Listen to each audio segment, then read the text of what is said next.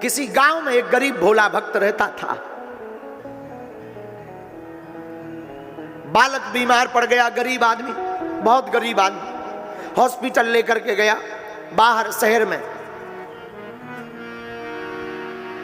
Doctor ने कहा operation होगा, 10 लाख से 15 लाख का खर्चा आएगा, और ऑपरेशन तुम्हें 15 दिन के भीतर करवाना पड़ेगा, नहीं तो बालक नहीं बचेगा, मर जाएगा।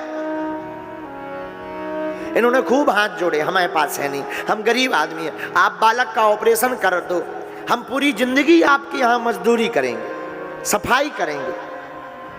एक पिता एक मां कर क्या सकते, अपने बालक के लिए वो अपने प्राण तक बाहर रख देते हैं। तोड़ी माता पिता, क्षमा कीजिएगा जितने भी आज की कथा सुन रहे हैं, मेरे पागलों, माता पिता धरती के वो भगवान हैं जो तुम्हारे सपनों को साकार करने के लिए, तुम्हारे तन पर बढ़िया कपड़ा रखने के लिए, तुम्हारे चेहरे पर चमक बरकरार रखने के लिए, तुम्हारी बढ़िया से बढ़िया स्कूल में पढ़ाई करने के लिए दिन रात पसीना बहाते हैं। कभी विचार करना, जो तुम रुपया में मौज उड़ा लेते हो ना, कभी अपने पिता की मेहनत पर विचार करना। रातों भर वो खेती करता है, पानी जाता है। कभी मां पर विचार करना, खुद बीमार रहेगी लेकिन सुबह से तुम्हें जरूर भोजन बना कर देगी। और आज जब हम वहां वृद्धाश्रम गए ना, हमारा दिल दुख गया कि वही बेटा वही बेटी अपने माँ बाप को जवान होने पर, सक्सेस होने पर, सफल होने पर, लाइफ स्टाइल के नाम पर, पुरानी सभ्यता को छोड़ने के नाम पर माता पिता को छोड़ देते हैं। ये देश का दुर्भाग्य है और उन बेटे और बेटियों का दुर्भाग्य है जो अपने माता पिता को छोड़ देते हैं।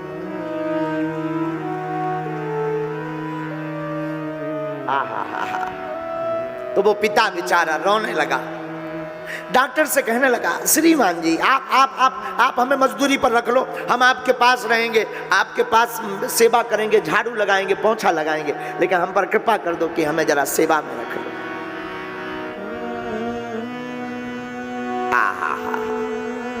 डॉक्टर नहीं माना।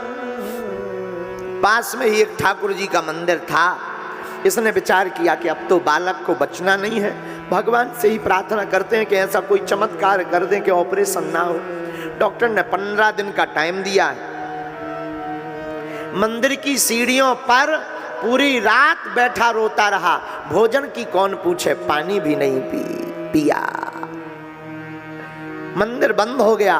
पुजारी जी जाने लगे, भाई क्या हुआ, तुम दिन भर से यहीं बैठे हो? क्या बतावे, बालक बीमार है।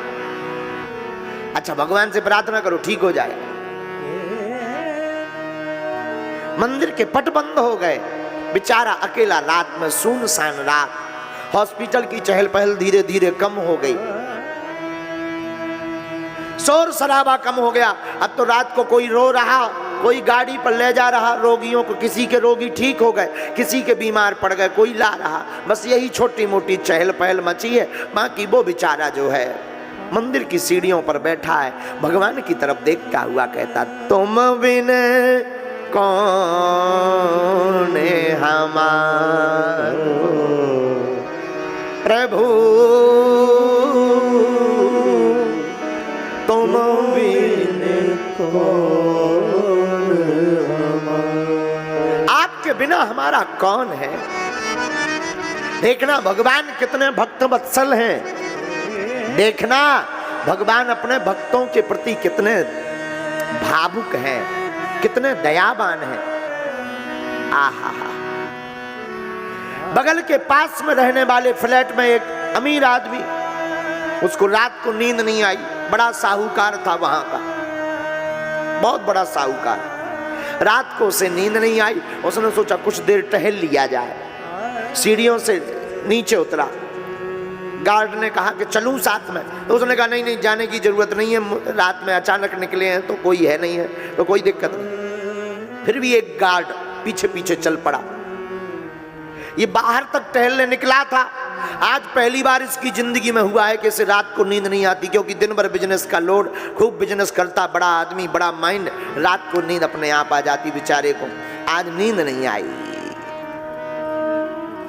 घूमने निकला ही था, उसने सोचा अब यहाँ क्या घूमे, थोड़ा मंदिर तक वहां प्रणाम कराएं, बाहर से देखाएंगे। अस्पताल के मंदिर में घुस गया और जैसे ही मंदिर में आया तो वही व्यक्ति रोता हुआ बैठा था सीढ़ियों पर, दूसरी तीसरी सीढ़ी पर बैठा, हाथ ऐसे भगवान की तरफ रखे, बार बार बीच बीच में रोवे, बीच बीच में मूर्छित हो जावे, फिर बालक की याद आवे तो फिर फड़फड़ावे, फिर भगवान की तरफ आर्तनाद होकर के पुकार लगावे, आर्तनाद स्वर में भगवान को ध्यावे और फिर चुप बैठ जावे। आहा, साहूकार आया, क्या हुआ भाई? वो अमीर आदमी आया, क्या हुआ, क्यों रो रहे हो? श्रीमान जी क्या बताएं, बालक बीमार है। अच्छा ठीक हो जाएगा। नहीं ठीक होगा, डॉक्टर ने कहा है 15 दिन में मर जाएगा। ऐसा क्या हुआ है? पता नहीं, कोई गांठ बन गई है, डॉक्टर ने कहा ऑपरेशन करवाओ तब ठीक होगा। हाँ तो ऑपरेशन करवाइए, क्या दिक्कत? ऑपरेशन काय में करवाएं? डॉक्टर ने कहा 15 लाख का खर्च होगा, रुपया एक है नहीं है। हमने डॉक्टर को खूब मना लिया, खूब मांग लिया, ये भी कह दिया कि आप हमसे लिख के ले लो, हम जिंदगी भर नौकरी करेंगे, सेवा करेंगे, बालक का ऑपरेशन भर कर दो। संपत्ति के नाम पर हमारे पास एक कमरा है, वो भी अगर बेचेंगे तो कोई 50,000 1 लाख से ज्यादा नहीं देगा, और हमारे पास कुछ है नहीं। अमीर सेठ की आंखों में आंसू आ गए और सेठ को मन ही मन लगा आज इसीलिए प्रभु ने हमें सोने नहीं दिया, इसी की दुख को देखकर भगवान ने हमको जगा दिया।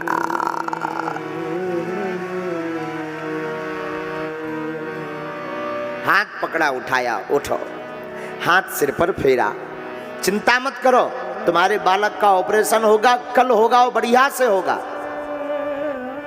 पर कैसे होगा? हमारे पास तो कुछ है नहीं है ईश्वर के अलावा। चिंता मत करो, जिन ईश्वर के चरणों में तुम मांगने बैठे हो वही ईश्वर ने हमको भेजा है। अब तुम्हारे बालक के ऑपरेशन का पूरा खर्चा हम उठाएंगे। आहा, उसके खुशी के आंसू झलक पड़े, चरणों में गिर पड़ा, आप धन्य हैं, आप धन्य हैं। और गिरने के बाद वो कहता कहीं आप झूठ तो नहीं बोल रहे हैं कि कल आप भाग जाएं? तो वो हंसने लगे, उन्होंने बाहें पकड़ी, घर ले आए और घर ला करके उसे भोजन कराया, रुपयों का बंडल दिया और स्वयं सुबह जाकर के डॉक्टर को कहा कि हमारे घर के लोग हैं, इनका बढ़िया ऑपरेशन करना। भगवान की कृपा हो गई, ऑपरेशन सफल हो गया और वो व्यक्ति आज भी जिंदा है दोनों, और आज भी व्यक्ति उसकी जय जयकार कर रहा है।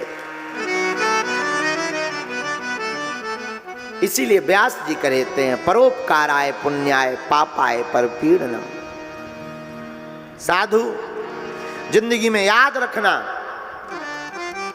तुम सब कुछ बनना, पर कृपा करके एक बार मानव जरूर बनना। दीनों को मत सताना। हम लोग क्या करते हैं, हमें तो बड़ा दुख होने लगता है जब हम गाड़ी से आते जाते हैं, रास्ते में लोग मिलते हैं, धक्का लग जाता है। साथ रहने वाले कुछ ओवर कॉन्फिडेंस के चक्कर में धक्का दे देते, व्यवस्था के चक्कर में धक्का लग जाता, हमें बड़ा दुख होने लगता है कि बताओ। लेकिन वो तो भाव है, प्रेम है, तो उस धक्का को भी भाव के कारण वो आशीर्वाद समझ लेते हैं।